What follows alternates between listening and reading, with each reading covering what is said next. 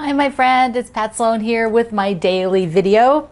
And today, if we look at our calendar, let's take a look at what today is. So I've got the calendar on my cute folder, and it is celebrating our nurses, our hard-working nurses. Oh my goodness, the whole profession has just been working like crazy during the pandemic, more than they ever do. Nurses are so compassionate. I know when I broke both my wrists, they were the people who sort of kept me in check. Well, I had to wait a lot. The nurses were always the ones who asked me, a little bit more, like, how are you doing? They went that extra step. They pat me on the shoulder just to give me that little bit of comfort. So I am celebrating nurses today, that's for sure. And I thought it would be really fun because many of us make quilts that we give out to somebody. We give to somebody as a virtual hug. It's not often it's something you may have already had, or maybe you're making it just for them, but it is the act of giving a person a hug. So I want you to share those quilts. If you have a picture, share them out on my Quilt Along with Pat Sloan page. But I want to show you one that I gave recently, this quilt here. It is one that was published years ago, and I gave it to my neighbor when he lost his son last summer. My neighbor is also a very good friend, and he is a gardener, and so this quilt was just perfect with the garden fabric, and he knew immediately that it was a hug. It was very incredible. I felt so bad for them, but that is what we do. We are quilters, and we can't always, be there for everybody, but we can give them a quilt, and it tells them that we love them. So today, celebrate those.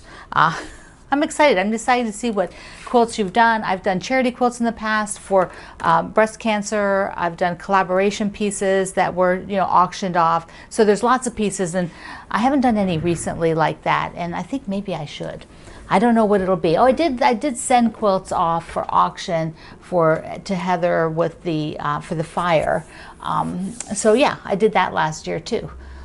It was a rough year last year for everybody, so there was a lot of quilt giving going on. All right, I got my pillow top quilted. Let's just take a look. I'll get it off the wall here. So I did the wave. That's the stitch I did on there. So let me and I just used a blue that was a little darker than this blue so that it would show up, and I think it looks really good on the piece blocks. So that, to slide around here, so that one was super fun. Let me just show you while I'm over there, I can grab these crumb blocks. I don't know if I showed you these ones. So they're about the size. Now, I realized as I was making these, because I was trying to build this one just a little bit bigger. It's like, this needs to be a little bit bigger. And then I thought, well, why don't I take this cart of stuff that I've collected recently here in the top, all of this, and I think I'm going to go through the pile of these that I have and find all the ones that are smaller than the rest. There's probably 5 of them in there that are a little bit smaller. They were just barely 8 inches. So I am going to get those out and use this to make them a little bit bigger. Just put some strips on the sides. That way they are all up to another, to the next level of sizes. And then I have to start sewing those guys up. As it goes, that's how it goes. And I know I'm going to be adding a bit because I'm doing all these bindings for the book quilts for the next book that comes out in 2022. I have binding to do. So like here, I have binding. And when I'm done with this, often I would just sort of keep this thinking I'm going to do all these scrappy bindings. You don't know how many binding pieces I have. Someday I'm going to show you that. It is ridiculous. So instead of these going into there, they're going to go into the pile of crumbs, strips to be used up, whatever ends are. So I'll be getting some more colors for that because all those will have to be getting some binding on them. It's just never ending. It's amazing. I'm going to have to do this like major recap on how it went. Be super interesting. So I have 2 books to show you. One, I think a couple of you may already have. It's a pattern book called Stars for Carter. This quilt is just so cool. I don't know what drew me to it, but when I saw it done in the cider fabric, I thought, yes, I need to make that. It may be for somebody, it may, usually they all are eventually, right? But it also has a pattern to do, it also has the supply list rather for the alternate colorway, which is done with some basics collections from Moda. So this is cider up here, whoops, and then to show you all the fabrics. But I have some of the cider, which I really like this fabric line, so I thought I would show you that. I have a few of the pieces, and I'll link you down below so that you can see the whole line. Let's get a little bit closer. So this is Stars for Carter. I mean, like, quilters love stars. So this is a geometric, and actually feels, I think one of our friends is doing some blocks with this right now in the Quilt Along with Pat Sloan group. And it does have a little bit of a southwest feel to a few of the pieces. So here are some dots that go with it, and in a different colorway, the blue and peach.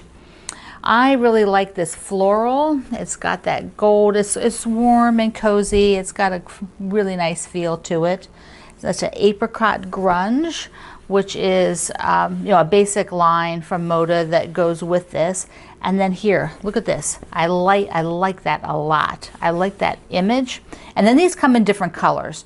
And then this one here also feels like a little bit like tooled leather.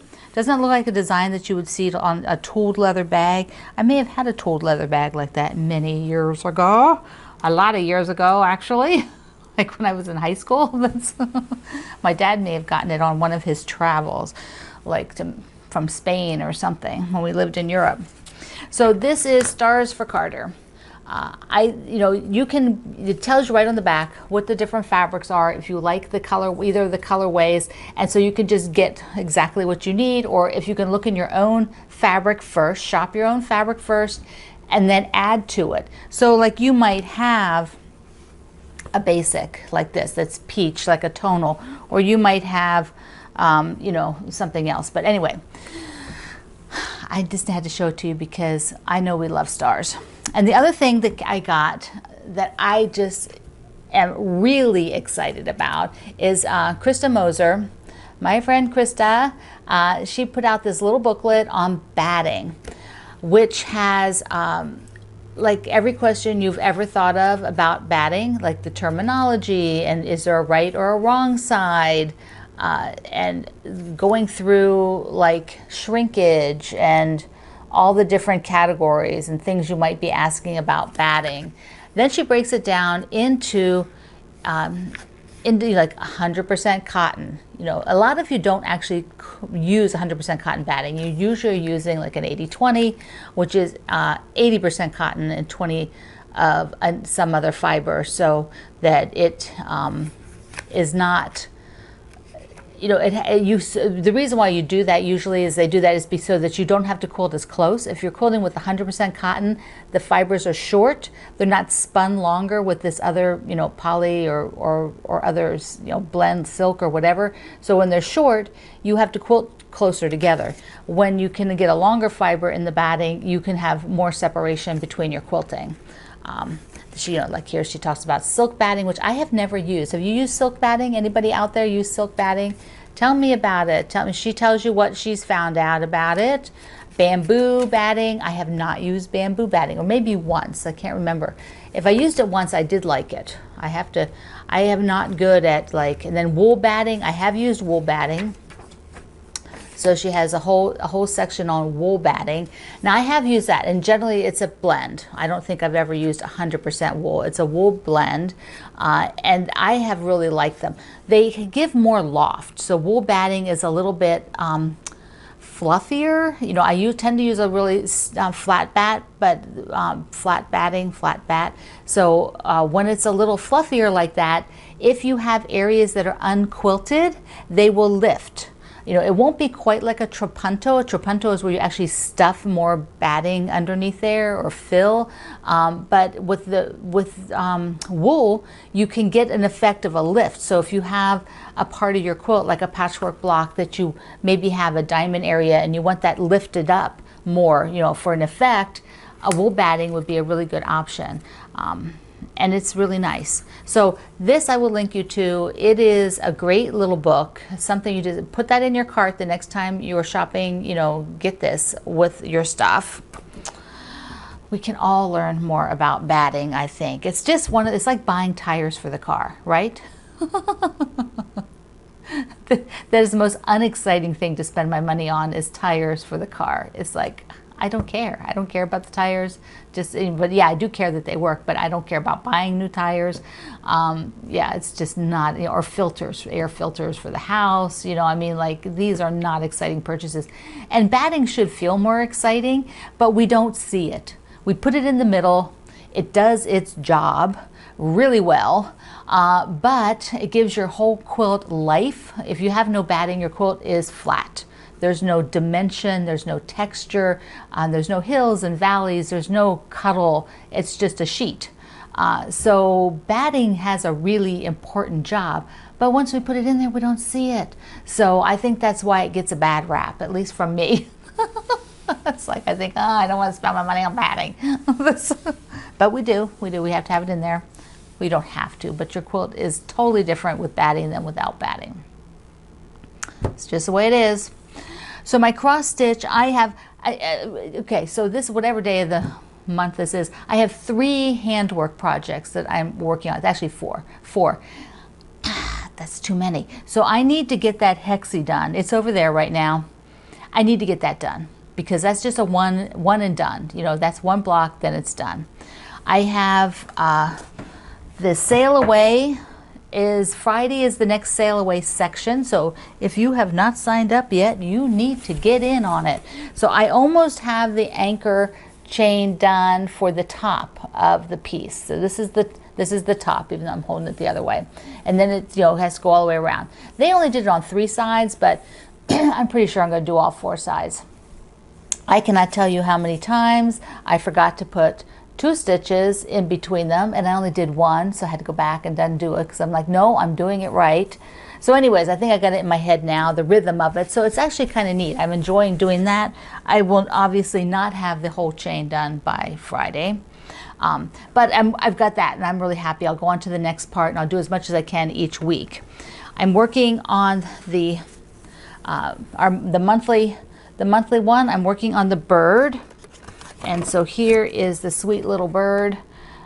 And I think that'll go pretty quick. I got the frame, but then I have to do the words that go underneath and then the decoration that goes just on this part of the top. So that's not too bad, but I have to really keep focused. Then the serendipity, I just have 1 block to do. So I probably should get that out and do the 1 block. So that's done. So that and the hexie block for the old school need to be finished up. Yes, they do. They need to be finished so that that I can work on these other 2 for the rest of the month, and you know, see how far I get. Because the sail away will take a lot. It'll take, you know, I probably won't be working on any other projects this month because that will be my focus to keep it moving. All right, just to give you my non-status, no status on my missing package. So from this point on, from today's video on, if it arrives, I will tell you. So this will be my last daily status, since I don't, 2 days in a row of status is enough. You know, I've had several friends here give me suggestions, and several of you have told me that you will ask via your FedEx contacts if they can look for it. I'm calling daily. All the normal things have been done. I'm working with them by calling every day. Sometimes I call twice, 3 times a day, 1 time, talking to different people each time. But it's, you know, I'm going to have to start making that quilt again. It's not a big quilt, but it's going to take me a little while to make it again. So I've got to get that going soon. So there you go. You know, we can't go back and change things, but I can still be a squeaky wheel, and that's what I intend to do until we see if we can find it. So hopefully it gets delivered, which will probably be after I buy the fabric to remake it. Of course, right? Oh well, that's the way it is. All right, my friend, today we're celebrating our wonderful nurses and all medical staff, really. I mean, I just am forever grateful for everything you've done for us in this crazy pandemic and just in your regular life. So thank you, my friends. I love you. Mwah. I will see you online.